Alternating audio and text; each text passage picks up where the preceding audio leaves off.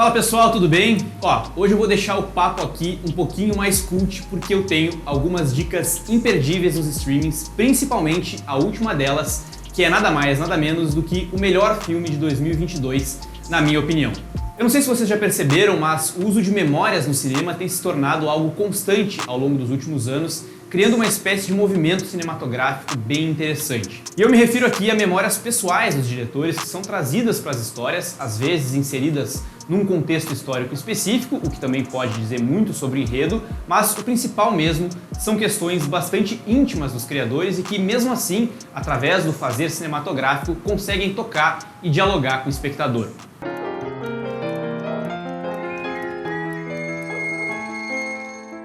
Um dos primeiros filmes a fazer isso nos últimos anos é Roma, de 2018, do diretor mexicano Alfonso Cuarón. Esse filme conta a história da Cleo, uma empregada doméstica que cuida dos 4 filhos de uma família no México no início dos anos 70. Essa história, no entanto, é contada a partir das lembranças do Cuarón sobre a sua infância, principalmente a respeito da mulher que ajudou a criar ele e os seus irmãos, que é a protagonista e a grande homenageada do filme. É sim um relato com um ritmo propositalmente lento, contemplativo, justamente porque o Cuarón aposta muito em cenas estáticas que funcionam quase que como uma janela para a vida daquelas pessoas. Para quem quiser se aventurar nessa história, Roma, que venceu o Oscar de melhor filme estrangeiro, é uma produção da Netflix. Em 2021, foi a vez do cineasta italiano Paolo Sorrentino contar ao público um pouco da essência da sua paixão pelo cinema através do filme A Mão de Deus. Sim, o título é uma referência ao Diego Maradona, porque essa é uma história sobre um adolescente apaixonado por futebol na Nápoles dos anos 80, época em que o Napoli mudou de patamar com a chegada do craque argentino. E mudou também a vida do Paolo Sorrentino, ou melhor, salvou.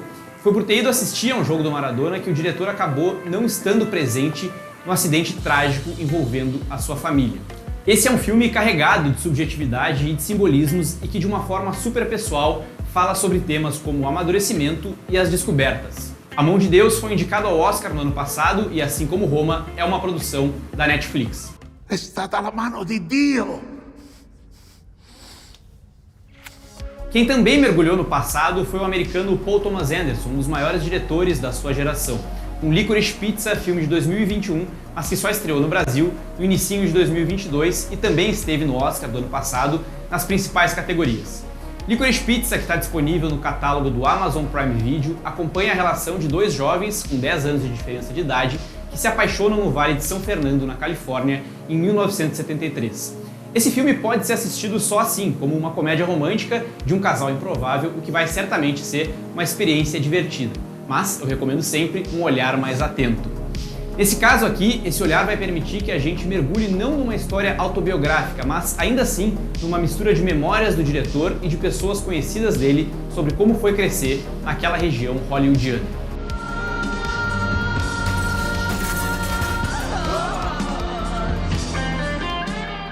Um dos termos para definir a mistura de realidade pessoal com ficção é a chamada autoficção, um conceito já bem conhecido na literatura. É assim que a escocesa Charlotte Wells define o seu After Sun, o seu primeiro longa-metragem, o último da nossa lista, e certamente um dos filmes mais lindos de 2022. Diferentemente dos outros 3 que eu citei aqui, After Sun é um filme independente que acabou de sair dos cinemas e que já agora, a partir de 6 de janeiro, está disponível no catálogo do MUBI.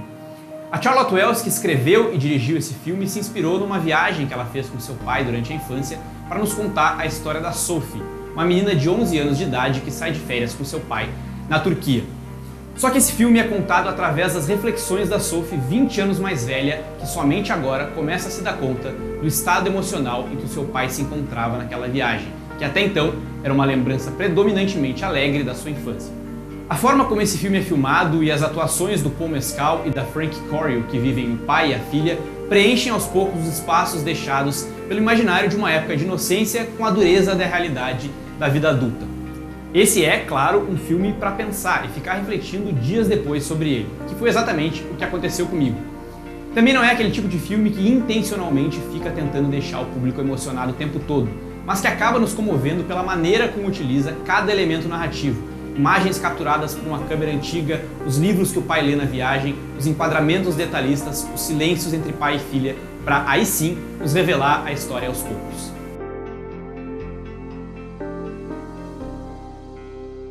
Num tempo de memórias pessoais norteando boa parte da produção cinematográfica, a Charlotte Wells consegue apresentar com After Sun a experiência mais intimista e ainda assim a mais universal dessa chamada autoficção.